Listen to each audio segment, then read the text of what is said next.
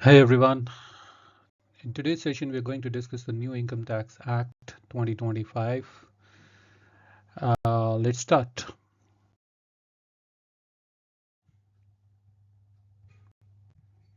Okay, so you might have heard in recent budget and earlier also that government has introduced a new Act 2025.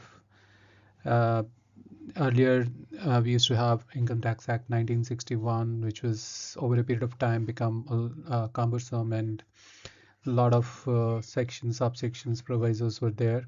So there was a great need to now bring or basically simplify that act.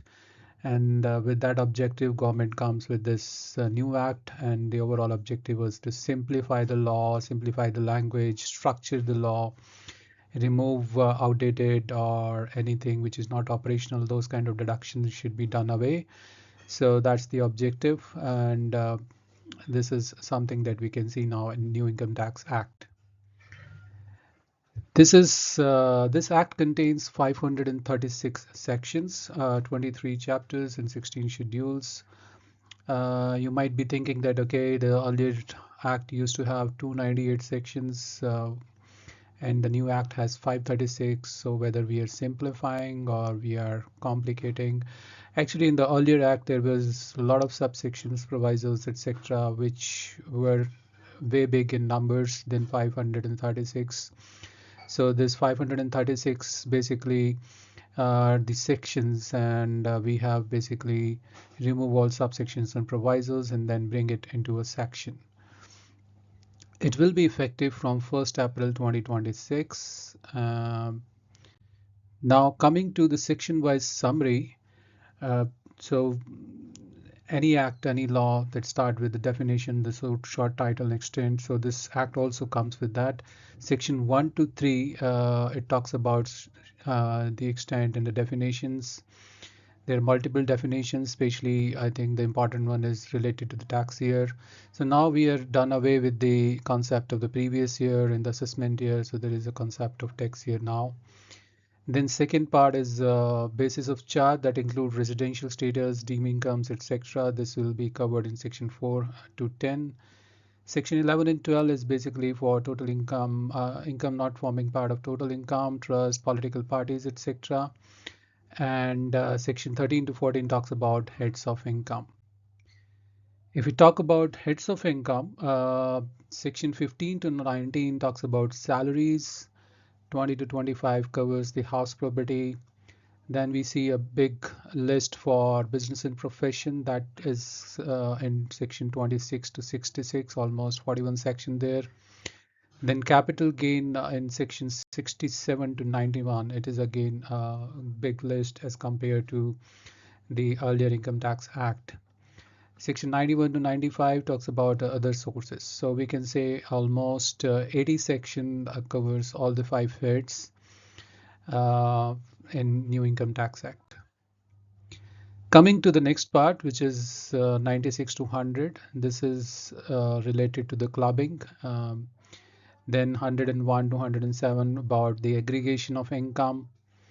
And for set off and carry forward, they've almost 13, 14 sections, 108 to 121. Then we are also having sections for deduction. Let me tell you that they have removed all the outdated inoperative deductions like ATHHA, ATHHB, all those are not relevant now, so they've removed it in New Income Tax Act. Then talking about the rebates and reliefs, it comes between section 155 to 160. Then 161 to 177 talks about avoidance of tax. Um, and then we also have general anti-avoidance rules, GAR. So basically the avoidance of tax mostly related to the associated enterprises, international taxation. So all those provisions are covered in avoidance and discussions on those topic. Then comes 185 to 89. This is about mode of payment in certain cases. Then we do have almost 45 sections for between 190 to 235. This is related to special cases that includes tax on short-term capital gain, long-term capital gain, NRI, special provisions for NRIs, pass-through entities, etc. Then we have tax administration that is covered in section 236 to 261. Return of income covered in 262 to 301, and special provisions relating to certain person that will be covered in 302 to 355. Okay, now comes the appeals, revisions, and alternative dispute resolution that is covered in 356 to 89. Then we have collection and recovery of tax that includes the TDS, TCS, everything is covered here between 390 to 430. If you remember in the earlier Income Tax Act, there were so many subsections related to TDS and TCS, so we are done away with that. Now we have sections here. Then 431 to 438, it talks about refunds. Then we have a very big list for penalties, offenses, and prosecution. Basically, between 439 to 498, we cover all the penalties, offenses, and prosecutions. Finally, in 499 and 536, we talks about certain miscellaneous provisions that could be related to annual information statement, registration of valuers, power of central government to make rules, etc. So this is a quick summary, section-wise summary of the new Income Tax Act.